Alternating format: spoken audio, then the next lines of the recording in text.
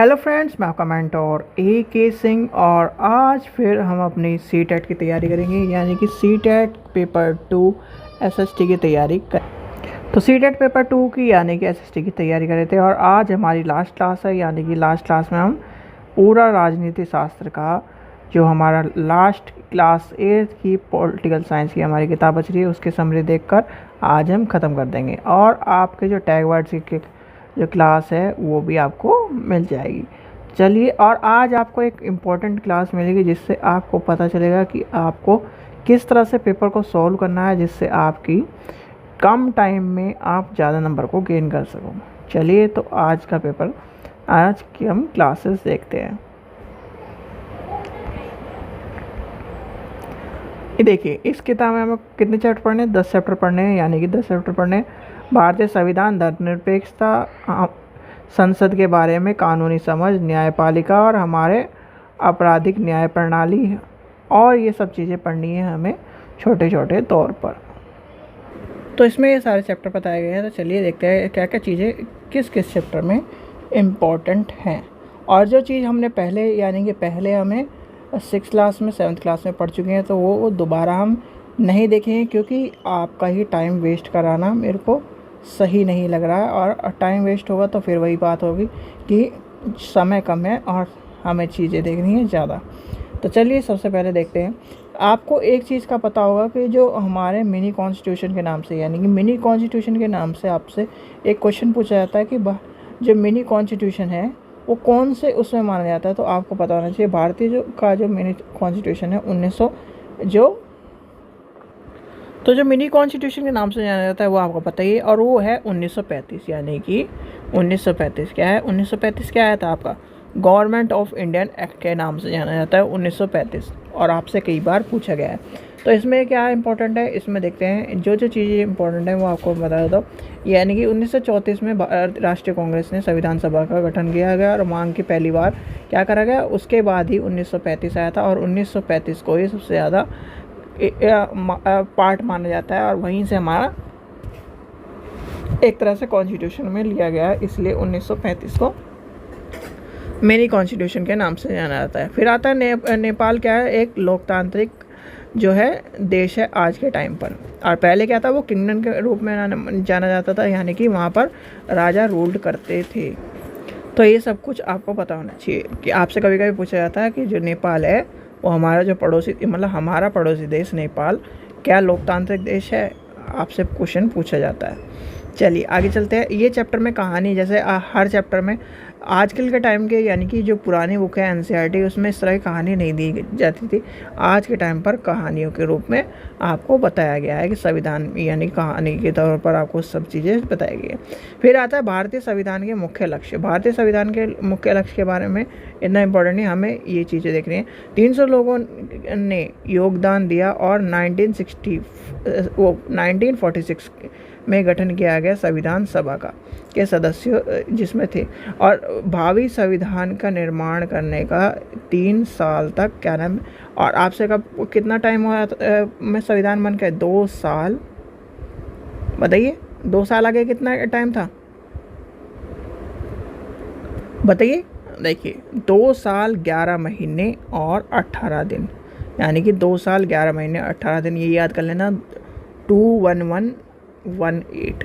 ठीक है, ये आपको पता होना चाहिए कब, यानी कि क्वेश्चन आपसे पूछा जा सकता है।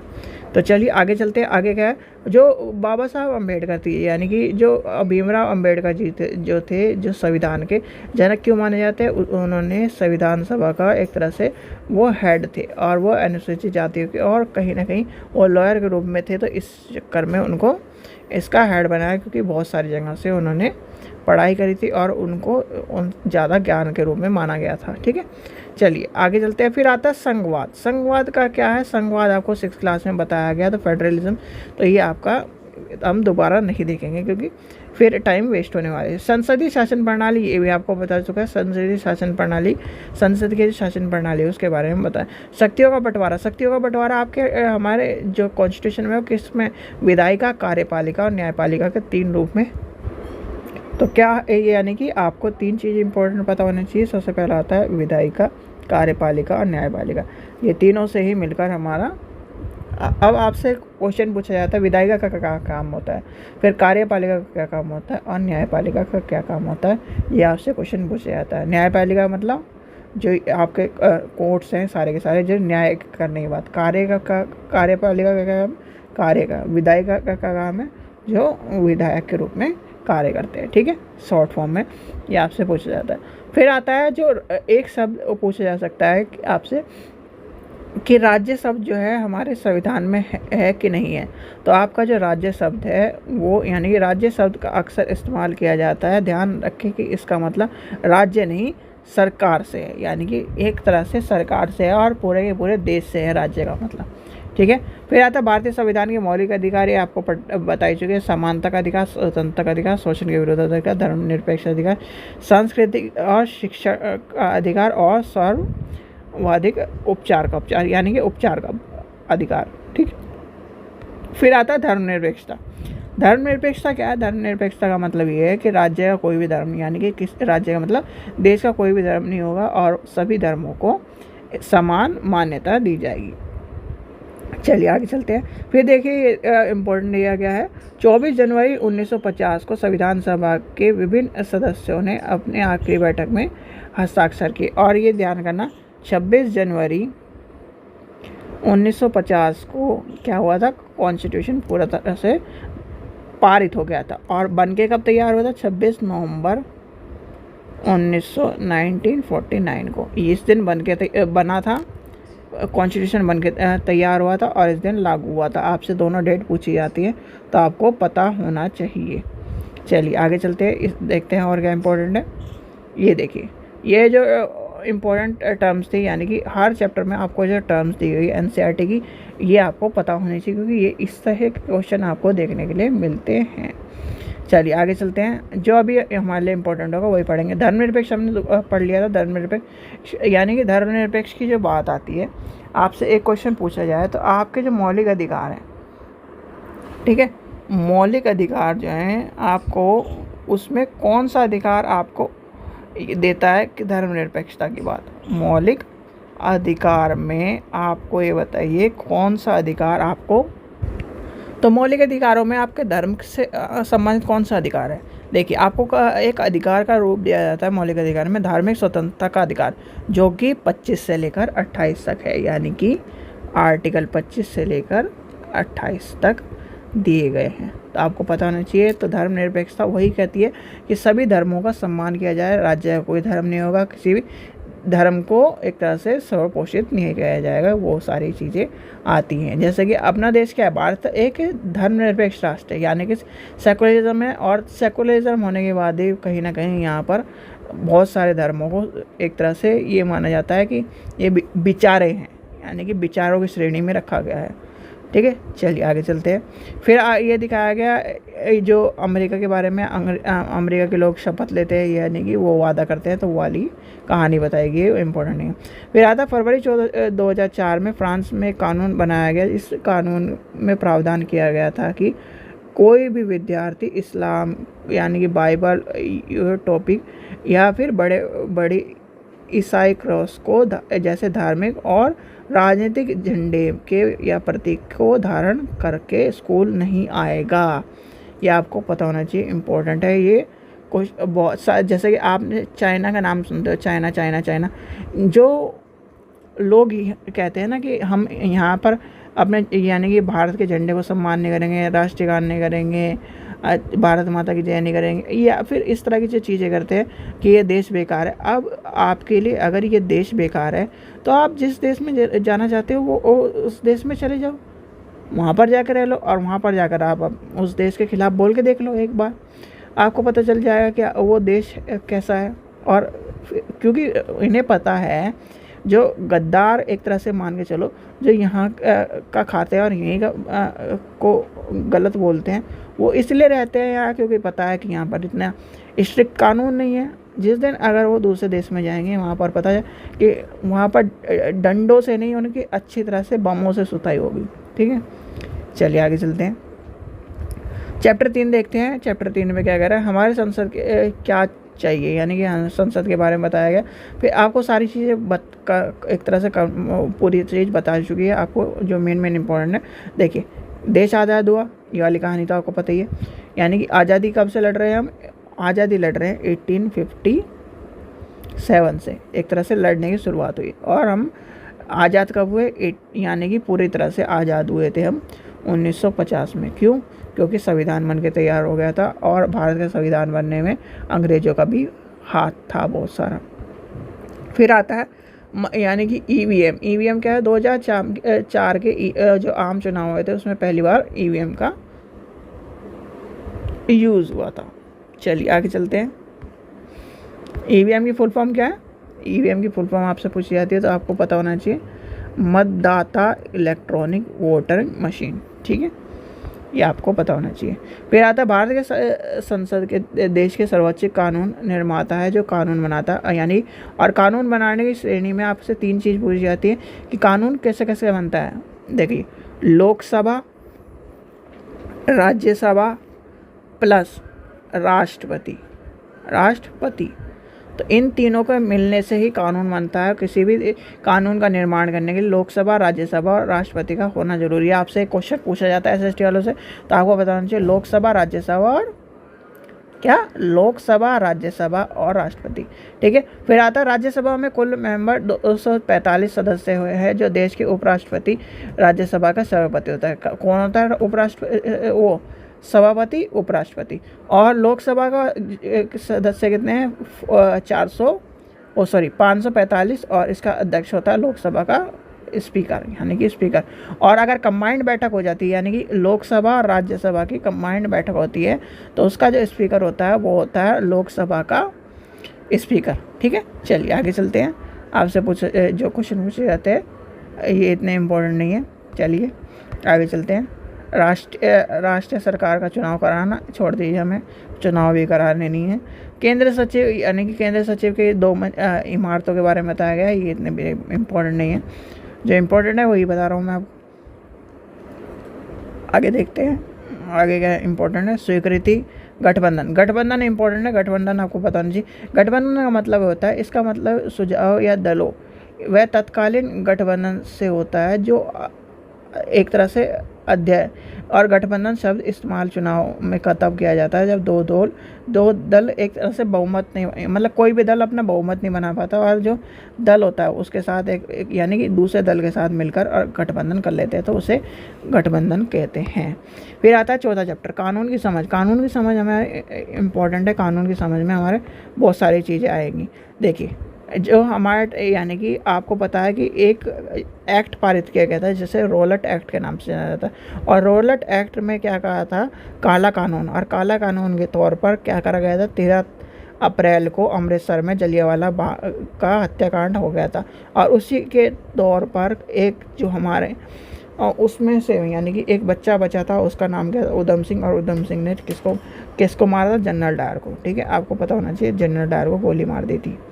फिर ये आगे चलते हैं, आगे देखते हैं इस कानून में। दिसंबर 2002 में स्थायी समिति ने अपनी सिफारिश राज्यसभा को सौंपी, और सिफारिश में लोकसभा के पास किया। कमेटी की रिपोर्ट में महिलाओं का संगठन ज़्यादातर मांग स्वीकार करी गई। 2005 में संसद के समान एक विधेयक पेश किया गया, दोनों सदनों में महिला सुरक्षा के ऊपर ही कानून था, यानी महिला सुरक्षा के ऊपर कानून था। ये इतना इम्पोर्टेंट नहीं है। चलिए आगे चलते हैं। ये सारे नोट्स जो आपके लगे हुए आपको दिख रहे हैं, ये आपके जब CBT एग्ज़ाम थे उस टाइम के नोट्स बनाए गए थे, पर ये आपका एग्ज़ाम हो गया है अब ऑफलाइन, तो आपको उसके लिए जो इम्पोर्टेंट है वो बताया जा रहा है। चलिए आगे चलते हैं। 5वां यानी 30वीं यूनिट में देखते हैं। आपका आ रहा है न्यायपालिका। अब न्यायपालिका क्या है? न्यायपालिका से आप ध्यान से सुन लीजिए, 1 मिनट में मैं आपको बता देता हूँ। सबसे पहले आता है आपका, जैसे कि मान लीजिए आप XYZ दिल्ली में रह रहे हैं, या फिर चलिए उत्तर प्रदेश की बात करते हैं, यूपी में रह रहे हैं। यूपी में आपका नोएडा मान लो, नोएडा में है, या फिर गाज़ियाबाद या मेरठ में मान ली, इन तीनों में से किसी भी एरिया में रह रहे हैं, तो आपको सबसे पहले जो सबसे लोअर कोर्ट मिलेगा तो वो क्या मिलेगा? नोएडा कोर्ट मिलेगा। ठीक है। नोएडा कोर्ट मिलेगा कि नहीं मिलेगा? नोएडा कोर्ट के बाद आपको कौन सा कोर्ट मिलेगा, यानी कि ज़िले के बाद कौन सा मिलेगा? अगर आपको उसमें भी आपकी सुनवाई नहीं होती, यानी कि आपको न्याय नहीं मिलता, तो आप कहाँ जा सकते हो? हाई कोर्ट में जा सकते हो। और हाई कोर्ट में भी आपकी न्याय आपको नहीं मिलता तो आप जा सकते हो सुप्रीम कोर्ट। यानी कि 3 स्टेजेज होती है, तीनों स्टेजेज आपको पता होने चाहिए, वही बताया गया। ठीक है। विवादों से निपटने के लिए बताया गया है ये न्याय समीक्षा। न्याय समीक्षा क्या है? संविधान की एक व्याख्या का अधिकार मुख्य रूप से न्यायपालिका के पास होता है। इस नाते यदि न्यायपालिका को ऐसा लगता है कि संसद द्वारा पारित किए गए कानून में संविधान को आधारभूत ढांचे में उल्लेख करता है तो वह क्या करता है? न्यायपालिका को रद्द कर देता है। और आज आपको एक चीज़ मैं बताऊँ, अगर आप ढंग से, यानी कि कोई भी स्टूडेंट जो कॉन्स्टिट्यूशन को ढंग से पढ़ा हुआ, जिसने पूरा का पूरा एक एक लाइन डीपली अर्थ के साथ पढ़ी होगी, तो बहुत सी जगह न्यायपालिका का कोई रोल नहीं होता जब कानून बन जाता है तो। ठीक है। ये आप, और यानी कि जब आप कानून एक तरह से पढ़ लोगे तब समझ में आएगा। ऐसे तो मिथ, यानी कि मिथ है कि सब कह देते हैं कि न्याय, हम कोर्ट चले जाएंगे, यहाँ इन्होंने गलत कानून बना दिया, वो कानून बना दिया। वो भाईबंदी में एक तरह से गवर्नमेंट कानून वापस ले लेती है। नहीं तो बहुत से ऐसे प्रोविज़न हैं जहाँ पर अगर गवर्नमेंट ने कानून बना दिया तो वो सुप्रीम कोर्ट भी, यानी कि सुप्रीम कोर्ट के पास भी पावर नहीं है कि उसे क्या कर दे? रद्द कर सके। जब आप उसे यानी कॉन्स्टिट्यूशन को डीपली पढ़ोगे और उसके कैच पढ़ोगे, यानी कैच पढ़ते हैं तब समझ में आता है कि इसमें क्या क्या कैच दिए गए हैं। चलिए आगे चलते हैं, आगे देखते हैं कौन सा ये दिया गया है। ये आपको पता ही है, पटना हाई कोर्ट है और ये कर्नाटक हाई कोर्ट है, और उत्तर प्रदेश का भी दे रखा होगा। देखते हैं उत्तर प्रदेश का दिखा रखा है कि नहीं इमेज। गुवाहाटी का दिखा रखा है। चलिए, फिर आता है फौजदारी कानून और दीवानी कानून। ये इंपॉर्टेंट है, आपको पता होना चाहिए फौजदारी कानून क्या होते हैं और दीवानी कानून क्या होते हैं। ये ऐसे व्यवहार या क्रिया से संबंधित होते हैं जिसमें कानून में अपराध माना जाता है। उदाहरण के लिए चोरी करना, दहेज के लिए औरतों को तंग करना, ये हत्या करना, ये आ जाता है फौजदारी कानून में। यानी कि पुराने टाइम से ये भाई, आज भी कोई कह देना कि हम आज़ाद है, आज़ाद नहीं हो आप। ठीक है। कोई भी ये कहे कि आज़ाद हो तो आज़ाद नहीं हो, आज भी आप गुलाम हो। क्यों गुलाम हो? क्योंकि कानून अंग्रेज़ों के ही चल रहे हैं। ठीक है। चाहे वो IPC हो, CRPC हो, इंडियन एविडेंस एक्ट हो, और क्या मान के चलते हो, ये कॉन्स्टिट्यूशन भी अंग्रेज़ों का ही बनाया हुआ है। भले ही कहना लोग अपने इंडिया के थे, पर कानून अभी भी वही चल रहा है। क्यों? आज के टाइम पर अगर कोई भी यानी कि नेता या फिर कोई भी इस तरह का जो हाई पावर में है, वो अगर किसी को साथ मर्डर कर दे या फिर कुछ भी कर दे, उसे गिरफ्तारी नहीं करी जाएगी। और एक आम आदमी कर दे तो गिरफ्तारी कर ली जाएगी। क्यों? क्योंकि कॉन्स्टिट्यूशन इस तरह का बनाया हुआ है इन्होंने। चलिए आगे चलते हैं। इसमें क्या है, दूसरा क्या है, इसमें सबसे पहले आमतौर पर यह प्रथम सूचना यानी कि FIR रिपोर्ट दर्ज कराई जाती है। इसके बाद पुलिस अपराध की जांच करती है। ठीक है। अगर व्यक्ति दोषी पाया जाता है तो उसे जेल में भेजा जाता है और उसकी यानी कि जुर्माना, एक तरह से जुर्म को किया जाता है। पर होता क्या है, पहले FIR कर दी जाती है, फिर एक आदमी को पकड़ लिया जाता है, चाहे उसने जुर्म किया हो या ना हो, और फिर उसे पीटा जाता है। पीटने के बाद क्या कर जाता है, कबूल कर तू ही खरगोश है, कबूल कर तू ही खरगोश है, कहानी है ना वो वाली, काम कर उससे कबूल करवा लिया जाता है और उसे जेल में भर दिया जाता है और केस हो जाता है क्लोज। फिर 10-15 साल बाद पता चलता है कि उसने तो अपराध किया ही नहीं था, वो तो दूसरे ने किया था, तो 10-15 साल बेकार हुए इसके। ये आज के टाइम पर इंडिया में हो रहा है। ठीक है। चलिए, फिर आता है दीवानी कानून। दीवानी कानून में क्या आता है, जो तलाक आता है, बिक्री आता है, चीज़ों के खरीद फर्क आती है, वो सारे आ जाते हैं। इसमें क्या होता है, संबंधित व्यक्तियों को विशेष अधिकार का उल्लेख व अवहेलना से आता है। ठीक है। ये जैसे आपको दिखाया गया, ये सारे आ जाते हैं इसमें उदाहरण। सबसे इम्पोर्टेंट है फौजदारी कानून। फौजदारी कानून का मतलब है कि बड़े एक तरह से आपने अपराध कर दिया, और दीवानी कानून से है छोटी। मतलब दीवान मतलब जैसे ये मान लो दीवान जी की, जिसके कैसे कहते हैं, इंस्पेक्टर को दीवान जी कहते हैं, ठीक है। और फौजदारी मतलब कि पूरी पूरी फौज आ गई आपको पकड़ने के लिए, तो आपने बड़ा काम किया होगा, तो इसलिए इससे समझिए फौजदारी और दीवानी कानून से, ठीक है। चलिए आगे चलते हैं, इतने तो आपको समझ में भी आ गया होगा। फिर आता है 1980 के दशक में सर्वोच्च न्यायालय ने जनजाति यानी कि PIL की व्यवस्था की गई, और PIL व्यवस्था के द्वारा फिर क्या करा गया, PIL से बहुत सारी चीज़ें सॉल्व हुई हैं, PIL से बहुत सारी चीज़ें सॉल्व हुई हैं, और PIL के द्वारा ही कहीं ना कहीं आपके जो 2-3 कॉन्स्टिट्यूशन, जैसे कि आपका कौन सा था, एक तरह कॉन्स्टिट्यूशन याद नहीं आ रहा मुझे, उस कॉन्स्टिट्यूशन के तहत बहुत सारी चीज़ों का न्याय मिला है। चलिए आगे चलते हैं, अभी देखते हैं। देखिए ये आपको निचली अदालत, सबसे निचली अदालत, फिर उच्च न्यायालय और सर्वोच्च न्यायालय, ये आपको बताना चाहिए, ये आपके अभी बताया था मैंने। बरी करना, अपील करना, मुआवजा, एक ये मुआवजा देख ले, किसी भी नुकसानी स्थिति को भरपाई करने के लिए एक रकम को दिया जाता है, उसे मुआवजा कहते हैं, ठीक है। चलिए चैप्टर 6 देखते हैं, हमारी आपराधिक न्याय प्रणाली, यानी कि आपराधिक न्याय प्रणाली के बारे में बताया गया। इसमें भी वही कहानी सारी आएगी कि एक चोरी, यानी कि एक चोरी कर लेता है, फिर उसके बाद FIR होती है, फिर इस तरह की जो है उसे बताया जाता है। ये आगे एक तरह से कहानी दी गई।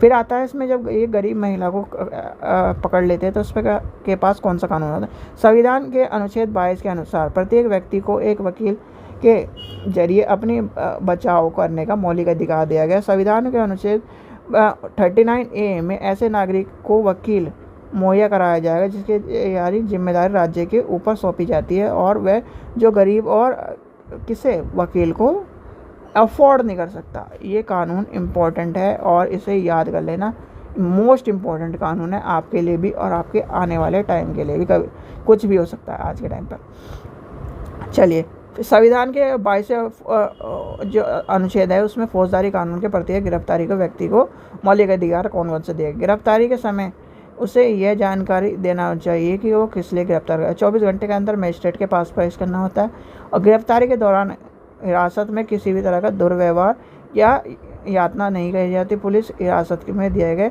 एक बालिग जुर्म आरोपी के खिलाफ सबूत के तौर पर नहीं किया जाता, और 15 साल से कम उम्र के बच्चे को या महिलाओं को केवल सवाल पूछे जा सकते हैं। और ये सारी आम शब्दों में कहूँ तो बकवास की बात है, ये सब इससे उल्टा ही होता है, ठीक है। चलिए आगे चलते हैं, यानी कि अपने पढ़ाई के लिए तो हमें याद ही करना पड़ेगा, पर ये इंडिया है, इंडिया में जहाँ एक तरह से वही पैसा बोलता है।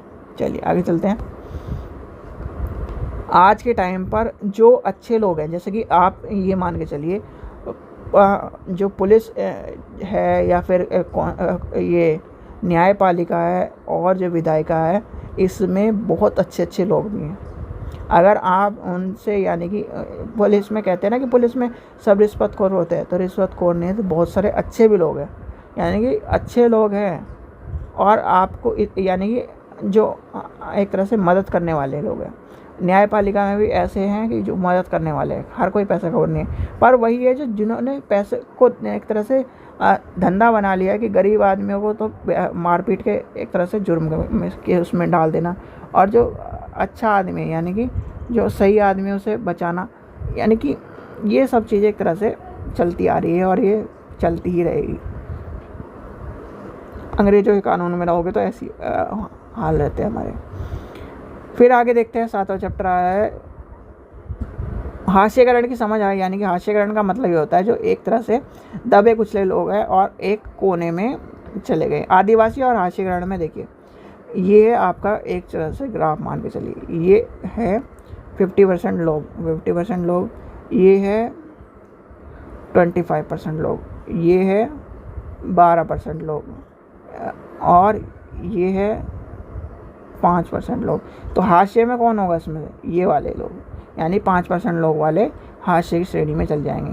तो इनको बताया गया। आदिवासी कौन होते हैं? यानी कि आदिवासी शब्द का मतलब ये है मूल निवासी। जैसे कि आप जो जंगलों में रहते हैं, यानी कि एक तरह से मान लीजिए उनका जो मूल निवास है, आदिवासी लोग मूल निवासी के रूप में माना जाता है। और ये कौन सी श्रेणी में आते हैं? ये ST श्रेणी में, शेड्यूल ट्राइब श्रेणी में आते हैं। यानी कि और इसमें क्या बताया गया, इस समुदाय में जंगल में के साथ जीते हैं, और क्या नाम, आज के तौर पर 8% लोग हैं।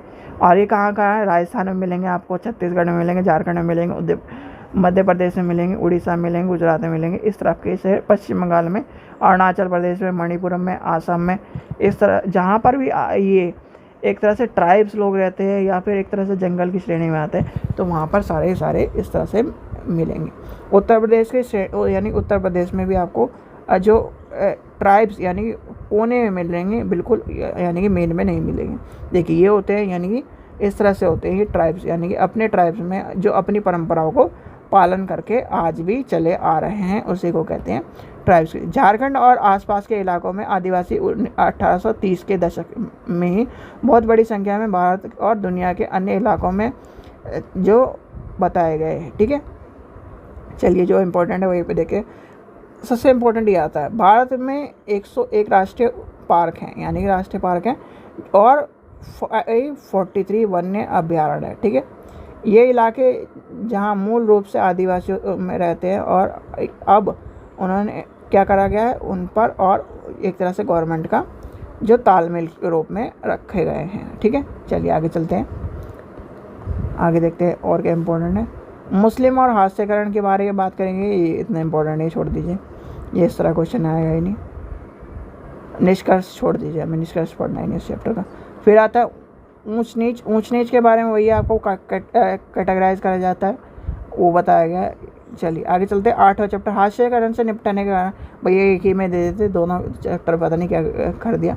हास्य से निपटने के कारण क्या है, इन्हें एक तरह से पोषित करा जाए। और देखिए सबसे इम्पोर्टेंट कानून यानी कि सबसे इम्पोर्टेंट अनुच्छेद बताया गया 17, यानी कि 17 को आपको याद कर लेना, 17 याद कर लेना, 17 रट लेना। यानी कि 17 अनुच्छेद भारतीय संविधान का 17 के अनुसार अस्पृश्यता और छुआछूत की जो चीज़ें हैं उससे हटाया गया है। फिर आता है दलित। दलित शब्द क्या है? दलित शब्द का मतलब क्या है? आपको दबा कुचला, यानी कि दबा कुचला, ये क्वेश्चन आपसे पूछा गया है तो आपको पता होना चाहिए दलित का मतलब क्या होता है। संविधान में ऐसे अनुच्छेद हैं जो अस्पृश्यता के खिलाफ, उदाहरण के लिए संविधान का अनुच्छेद 15 में कहा गया है कि भारत के किसी भी नागरिक को धर्म, नस्ल, जाति, लिंग आधार पर भेदभाव नहीं करा जाएगा। तो ये आपको पता ही है क्या नाम, ये हमने पढ़ चुके हैं कानून, तो हम दोबारा नहीं रटेंगे। ठीक है, चलिए दलित के बारे में बताया गया और ये कबीर के बारे में बताया गया कहानी, ये कहानी हमें पढ़नी नहीं। फिर आता है अनुसूचित जाति और अनुसूचित जनजाति के बारे में क्या है, अधिनियम कब आया था? 1989 में। तो ये आपको पता होना चाहिए, 1989 में आया था। और ये 1989 में दलित और क्या यानी कि जनजाति और अनुसूचित जाति और जाति के बारे में बताया गया। ठीक है, तो ये आपको यानी कि SC और ST के बारे में बताया गया। फिर आता है आदिवासियों के बारे में बताया जाएगा, इतना इंपॉर्टेंट नहीं, छोड़ दीजिए। इसमें सिर्फ इम्पोर्टेंट क्या है, ये वाली टर्म्स इंपॉर्टेंट है, ये जो आपसे पूछी जाती है। चलिए आगे चलते हैं, आगे देखते हैं और क्या इंपॉर्टेंट है। फिर आता है आदिवासियों की मांग पर 1982 का अधिनियम। इसमें क्या मांग हुई थी कि सरकार ने कहा था कि जब, यानी सरकार से इन्होंने ये मांग कर दी, जब हम यहाँ पर रहते हैं तो आपने जो कब्जा कर लिया है जंगलों पर, तो अब हम क्या करें, यानी कि हम क्या करें। केंद्र सरकार ने अनुसूचित जनजाति और अन्य परंपराओं को वनवासियों को वन्य अधिकार मान्यता यानी अधिनियम 2006 को पारित किया गया। इस कानून के प्रस्ताव में कहा गया कि कानून जमीन और साधनों पर वन्य समुदाय के अधिकारों का मान्यता न देने के कारण उन्हें 7 ऐतिहासिक अभ्यारण्य को दूर करने के पारित किया गया था। और इस कानून में एक तरह से क्या करा था, जो वहाँ के लोग हैं उसका उन पर एक तरह से कार्य दिया गया था, उन पर अधिकार दिया गया था, ये सब चीज़ें बताई गई हैं। ठीक है, चलिए आगे चलते हैं और देखते हैं इसमें क्या इंपॉर्टेंट है। बहिष्कार करना ये तो आपको पता ही है। फिर आता है 5वीं यूनिट में क्या है, देखते हैं 5वीं यूनिट में क्या है। जन सुविधाएँ। जन सुविधाएँ क्या है? देखो जन सुविधाएँ आपको सबको पता है कि जन सुविधाएँ क्या होती है। देखिए जन सुविधाएँ, चलिए आज आपको जन सुविधाएँ बताते हैं। वैसे तो आपको सबको पता है जन सुविधाएँ जो आपको मिलती नहीं है कभी भी। ठीक है, चलिए जन सुविधा देखते हैं। सबसे पहले आती है जन सुविधा, यानी कि संविधान का अनुच्छेद 21 क्या कहता है कि सभी को एक तरह से स्वतंत्रता का अधिकार है, और स्वतंत्रता के अधिकार में आपका जो जल है वो भी आपका जीवन की श्रेणी में माना जाता है, यानी कि 21 की श्रेणी में आता है। ठीक है, याद कर लेना, 21 की श्रेणी में आता है, अनुच्छेद 21 की श्रेणी में। ठीक है, भारतीय संविधान का अनुच्छेद 21 के अंतर्गत पानी के अधिकार को जीवन के अधिकार का हिस्सा माना गया है। तो ये आपको पता होना चाहिए कि पानी का अधिकार क्या है, स्वच्छ पानी, और स्वच्छ पानी का अधिकार है, ना कि गंदे पानी का। ठीक है। 2004 में आंध्र प्रदेश में उच्च न्यायालय ने पानी में गंदगी का सवाल पर एक तरह से नगर निगम को क्या करा गया, एक तरह से दोहन के लिए कहा गया और उसमें जिम्मेदार करा गया, और ये सब चीज़ें बताई गई है। चलिए आगे चलते हैं। 6 से 14 वर्ष का कानून कौन सा है? 21A, याद कर लेना 21A। ठीक है, ये भी आपको पूछा जाता है, SST वालों से पूछा जाता है, और ये प्राइमरी के EVS में पूछा जाता है। फिर आता है आपकी जन सुविधा क्या है, जैसे कि पब्लिक ट्रांसपोर्ट, ये क्या है, जैसे ये कौन सी बस है, ये DTC की बस है। ठीक है, पुराने टाइम पे DTC की, ये क्या है, मेट्रो आपको, जिसमें आजकल आप सफ़र करते हैं। फिर आता है जो पानी की गंदगी के बारे में बताया गया। फिर आपको जो जितने भी पब्लिक ट्रांसपोर्ट है, जितने भी पब्लिक यूज़ हैं, वो सारी चीज़ें आपकी जन सुविधा के रूप में आती है। जैसे ट्रेन आती है, ये सब चीज़ें आती है, पब्लिक टॉयलेट है वो आ जाता है। फिर आपसे क्वेश्चन पूछा जाता है कि जो स्वच्छ भारत अभियान है वो कौन सी श्रेणी में आता है, वो भी आपको पता होना चाहिए। चलिए आगे चलते हैं। कानून और सामाजिक न्याय, सामाजिक न्याय के बारे में आता है। कानून और सामाजिक न्याय में क्या इंपॉर्टेंट है, देखें। कानून और सामाजिक न्याय में आपका देखते हैं, ये 2011 की यानी कि जनसंख्या के बारे में बताया गया है, जो जनसंख्या। और एक कानून आपको बताइए, ये बाल अपराध वाला कौन सा कानून है, बताइए। 6 से 14 वर्ष तक के बच्चों को क्या करना है, 21A के अंदर शिक्षा प्रदान करनी है, 21A के अंदर शिक्षा प्रदान करनी है। और इसमें अगर कोई भी बच्चा कार्य करता है या फिर किसी फैक्ट्री में कार्य करता पकड़ा जाता है, फैक्ट्री मालिक को क्या करा जाता है, उसे गिरफ्तार कर लिया जाता है और उसको दंड दिया जाता है। ठीक है। और ये पेंसिल जो है, पेंसिल एक तरह से उसका ऑनलाइन पोर्टल है, pencil.gov.in। ठीक है। चलिए, ये आपको पता है भोपाल त्रासदी, यानी भोपाल त्रासदी के बारे में बताया गया। भोपाल त्रासदी का 2 दिसंबर 1984 में हुआ था। ठीक है। और आज भी यहाँ पर इस तरह के जो क्या बोलते हैं कि इस तरह का वो रेडिएशन चल रही है कि वहाँ पर अभी भी बच्चे जो होते हैं इस थोड़े समस्या वाले पैदा हो रहे हैं। ठीक है। चलिए आगे चलते हैं और देखते हैं इसमें क्या है। 21 अनुच्छेद 21 के बारे में, पर्यावरण की यानी पर्यावरण की सुरक्षा के लिए कानून। पर्यावरण सुरक्षा के लिए कानून क्या बनाया गया था, जो 84 में जो हमारे पर्यावरण की सुरक्षा के लिए बहुत ही महत्वपूर्ण कानून बना गया था, जिसमें कोई भी मानता नहीं है। क्यों? क्योंकि आज भी जो NGT है और जिस तरह की जो चीज़ें हैं, ट्रिब्यूटरी में प्रदूषण करने वाली फैक्ट्रियों पर रोक नहीं लगाती, बस उस पर एक तरह से क्या करती है, दंड लगा देती है, और दंड देकर यानी वो पैसे दे देता है और उसके अंदर फैक्ट्री चलती रहती है। ठीक है। चलिए आगे चलते। और एक और चीज़ मैं बताता हूँ, जो यानी कि आपने देखा होगा कि गवर्नमेंट की यानी कि आपसे तो पैसे लिए जाते हैं, हर पॉल्यूशन के क्या नाम 10,000 रुपये चालान कट देंगे, क्या नाम पॉल्यूशन करा लो, नहीं तो ये। अगर वही चीज़ जो गवर्नमेंट के वाहन है उन पर कहा जाए कि उनका पॉल्यूशन है कि नहीं, उनसे पूछा जाए तो उनका पॉल्यूशन कभी नहीं होता, ये भी आपको पता होना चाहिए। ठीक है। चलिए आगे चलते हैं, आगे देखते हैं और क्या इंपॉर्टेंट है इसमें। देखिए, और कुछ इंपॉर्टेंट नहीं है, यानी कि आपका ये वाला भी चैप्टर ख़त्म हो गया। ठीक है,